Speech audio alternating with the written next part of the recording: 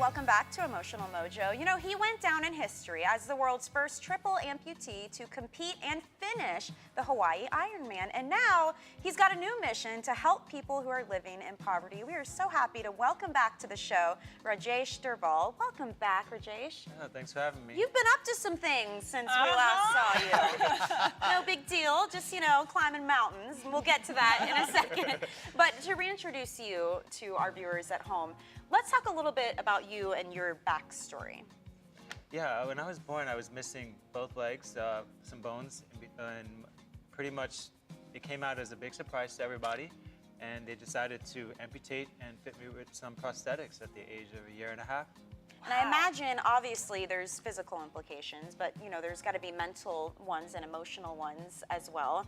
So what inspired you then to start competing in marathons?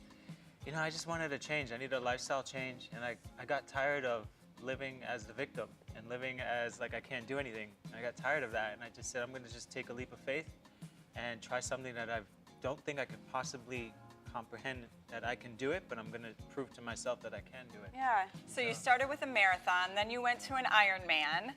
Yeah, actually, which is so impressive. I know, yeah. crazy. Well, my first marathon was in an Ironman. Let's get that. Oh, okay. So you did the Ironman. Oh, wow. You just do it all at once. yeah, Why not? Why mess around with just a marathon? Well, something really amazing to come out of it, though, is the organization that you founded. It's called Live Free. Can you tell us about that? Yeah, Live Free was just born out of a passion that I had a need that I needed to fulfill, and that was I needed the resources and I needed inspiration for myself in order to take a leap of faith to do these things. And I realized that there was a lot of challenges emotionally, mentally, and physically that I had to overcome. And with the prosthetics and just all these resources that I needed, and I decided that I would start an organization, not only just to help myself, but to help other people that also have this need as well. So how does Live Free help? What are you guys doing? We do adaptive sports clinics. We've donated durable medical equipment overseas. We've brought amputees up to climb Mount Kilimanjaro. We've donated food. We've done tons of stuff in Central Florida here and in the Caribbean and in Africa. Wow. And so you mentioned Mount Kilimanjaro. You recently completed an expedition climb. How did that go, and why did you take on the challenge? Check out this flag. This is the expedition flag, that we That trekked. flag has been on top of Mount Kilimanjaro. Mount Kilimanjaro, the tallest freestanding Amazing. mountain in the world.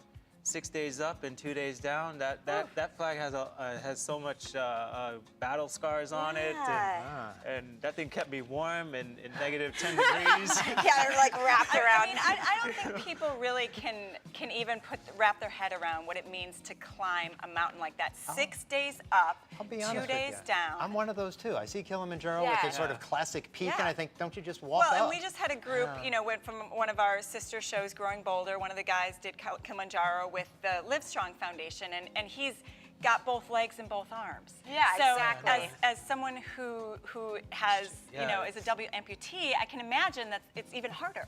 Yes, it's extremely difficult. You have to strategically know where you're going to place your feet. Like how somebody normally would walk, they don't really have to look down at where they're really walking because they have their ankles and muscles to give. For me, I have to physically strategize where I'm going to put my feet because I don't have the give and take with the ankles, so I have to be on level ground.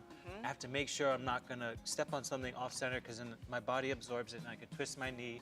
Well, you know, I don't even think about that kind because of the altitude, you know, your mind's in a fog. Obviously, it's physically exhausting. So what was the thing that you thought of to get you up there? Because you said you were feeling sick, you didn't say anything. Why? What was the one thing that was keeping you climbing? I thought about all the children, all the people that I've inspired on my journey with Ironman, and when I speak around the world, and all the struggles that I hear that people write in, and all the connections that I made, and I've used that as energy and emotions to put forward to keep on going. When I know that I cannot keep on going, I use that, and I realize that I have to do it not only just for myself, I have to do it for everyone, from the couch potato to a person that's disabled to someone who just had a traumatic accident happen to them. That they're picking their lives up. I have to be that for those people. And the whole group you were with was part of the Freedom Tour.